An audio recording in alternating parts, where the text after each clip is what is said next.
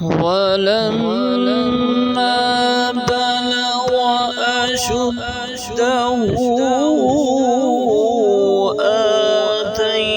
آتيناه حكما وعلما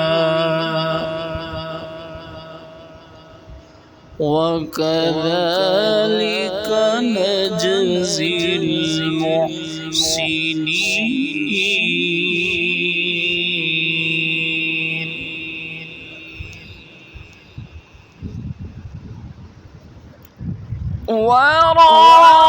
وراودته التي هو في بيتها عن نفسه وغلقت الأبواب وقالت هيت لك قال معاذ الله إنه ربي أحسن مثواي